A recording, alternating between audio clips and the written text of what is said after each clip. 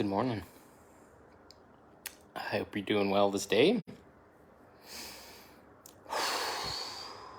We're looking some beautiful sunshine and a little bit of clouds out there, and the birds are chirping and feeling quite calm.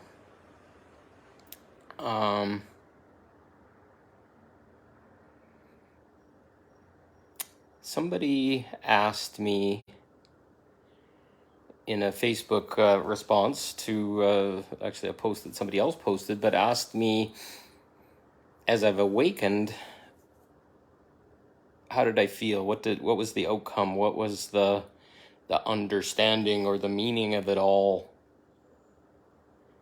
And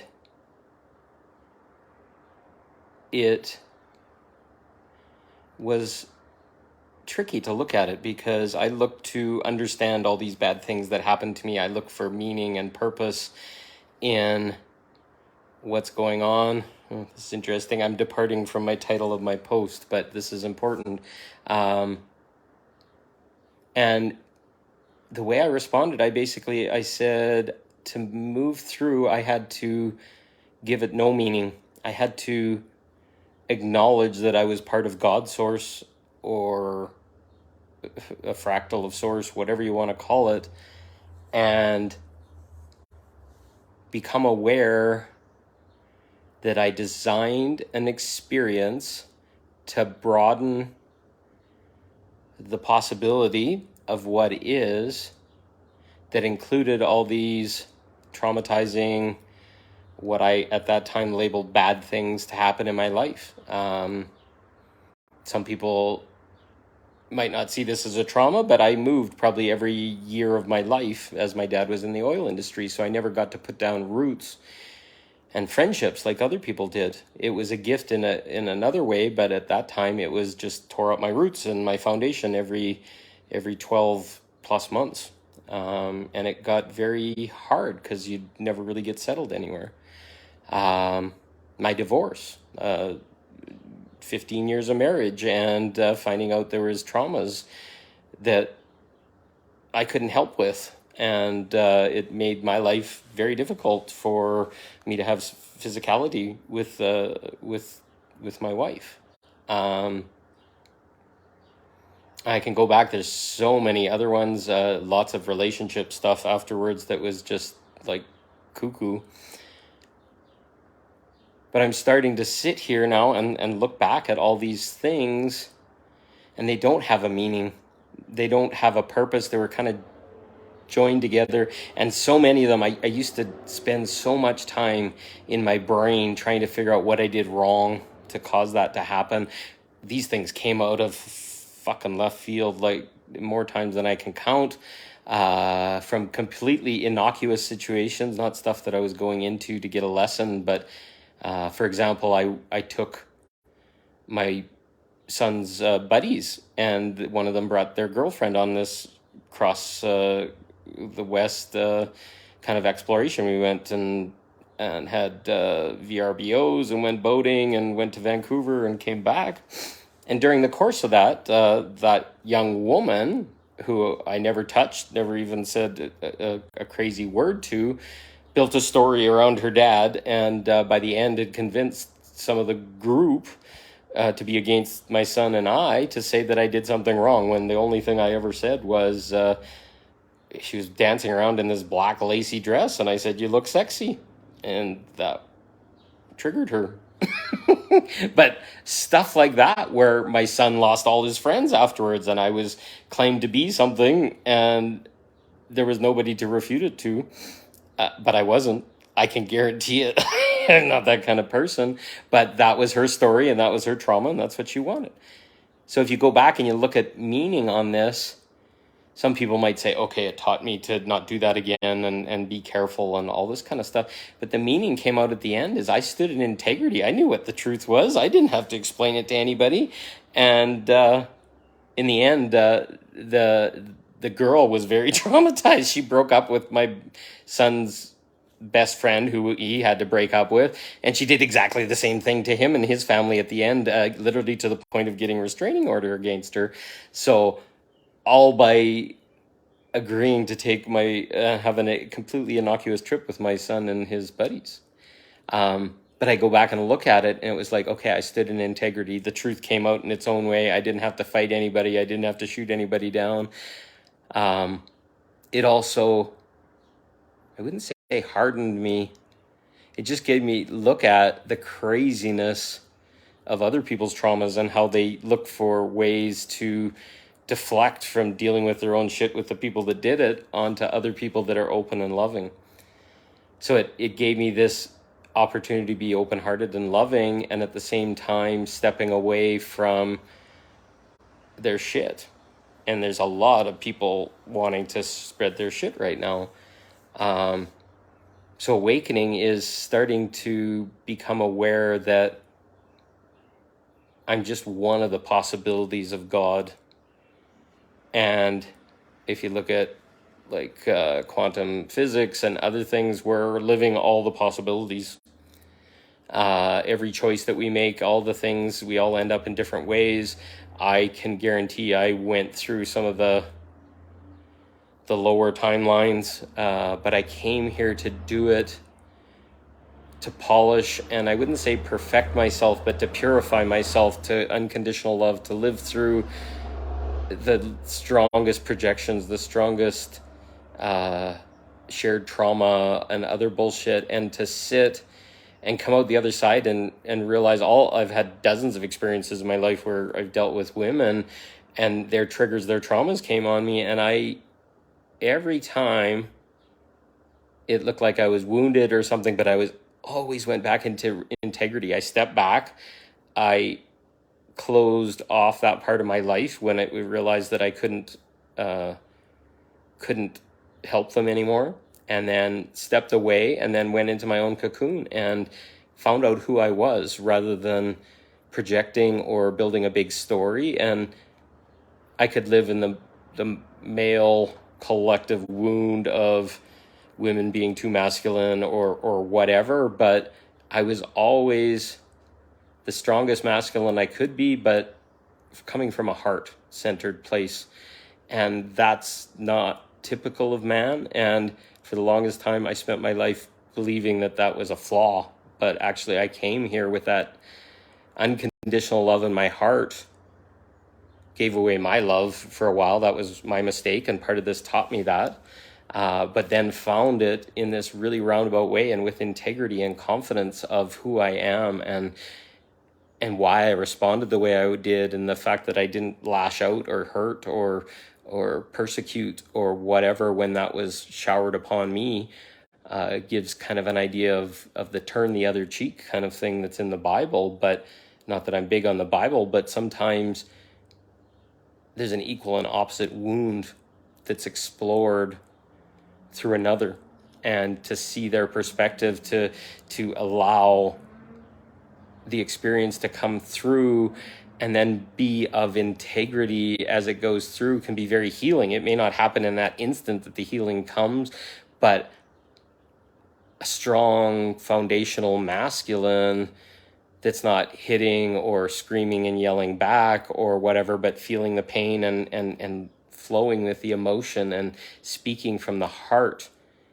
can give a glimpse into a better outcome that's beautiful for both. And it's beautiful in a way because now you get to get in this experience that's not just all about me, but it's the bigger me. If you start looking at other people as facets of ourselves, facets of God, facets of other journeys and possibilities that are going through, then this magic happens, because now your purpose, it really comes down to beingness in that moment. You're not like, hey, I've got a purpose of getting wounded and standing in integrity, but no, I got a purpose in that moment to self-love, but do it from a place of integrity. And then that other person might reflect against that and see how their past experiences weren't that way. And then we're both getting a gift of seeing new possibility, new love, new awareness, new acceptance. And then a magic happens. But I can't go back and give that a meaning or take responsibility that I helped that person or whatever. All I can see is my facet, and what joy did I get from that? What learning, what experience? And then everything that starts to happen in your life becomes this really multi-dimensional thing. It's like, okay, I'm adding to the light on the planet.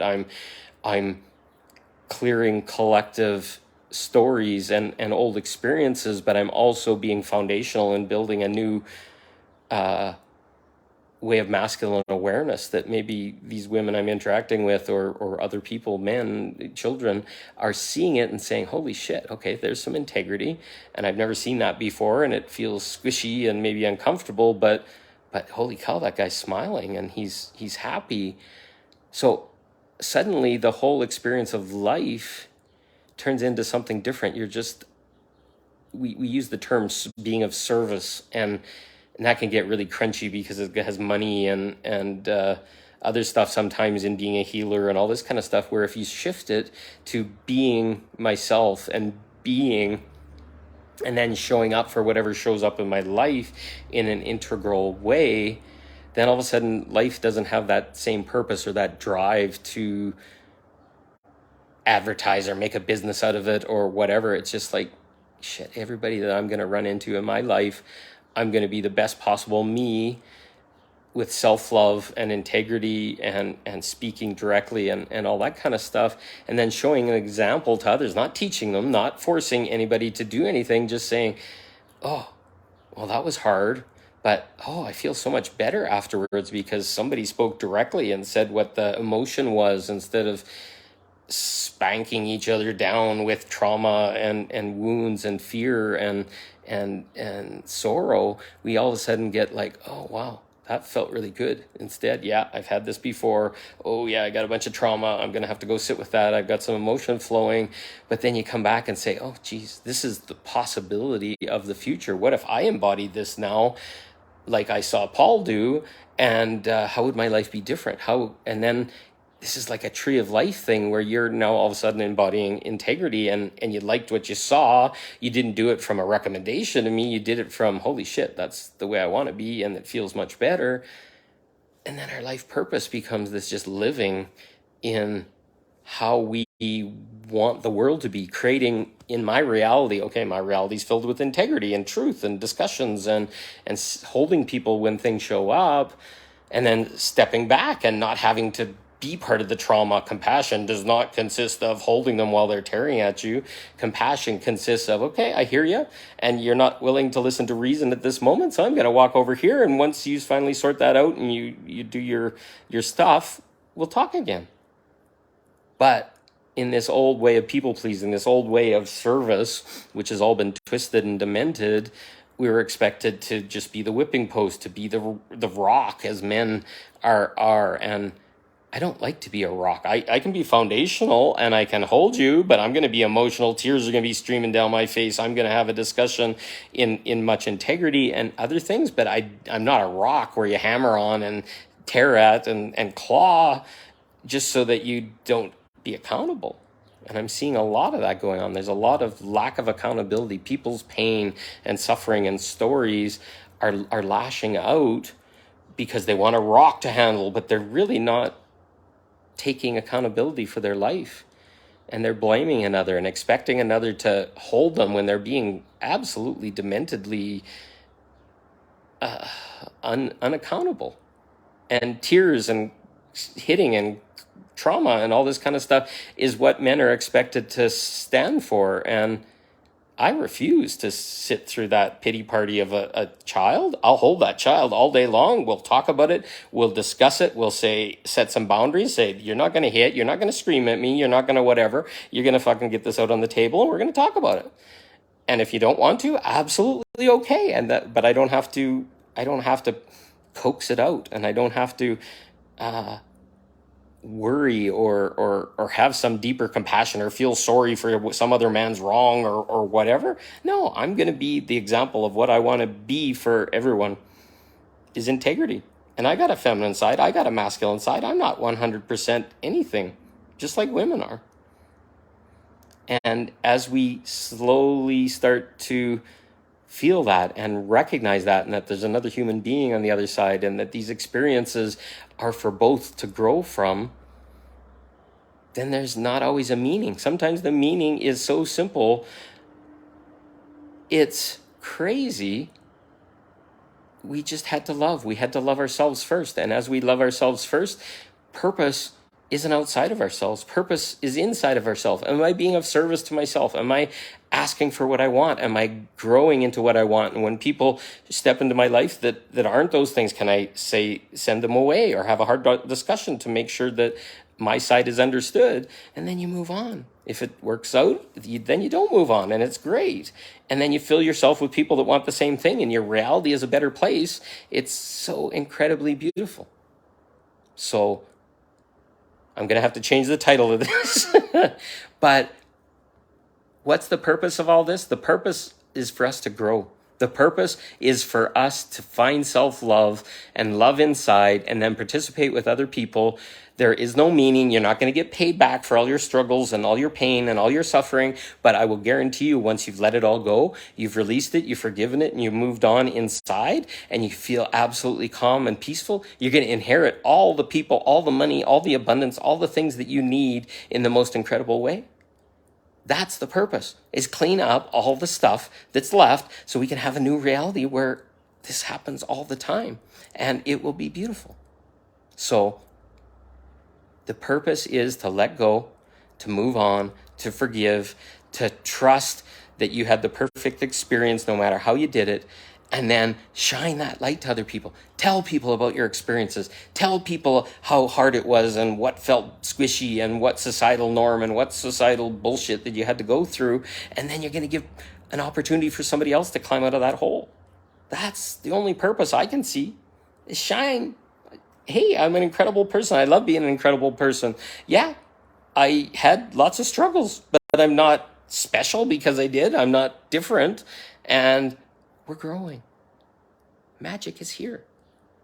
As long as we accept that all we're doing is self-loving ourselves and shining out the best possible version of ourselves to others, creating a new reality within ourselves, and choosing that reality each and every day, in every step, and every little bit of conflict that comes in, and you're going to be surprised. Your life's going to change, and you're going to be incredible. So I love you. This is a really important one, because so many people are running around looking for purpose and trying to make meaning of everything that's happening. There is no meaning to any of it. This is a place of a playground to learn and grow and be a facet of God and shine the best possible no matter what happened, and learn from every single bit of it that it's all love, that it's all good. Maybe you had bad boundaries. Maybe you had weird people interact with your life. Maybe you but trust you chose it in the end. These things don't happen to us. They happen for us. So I love you all. Sit with that. It's a beautiful seed. And if you choose to do it, great. If you choose not to, great. But we'll all end up at the same place in the end. It's just how much struggle we have to go through. So I love you all. Have a great day and keep shining.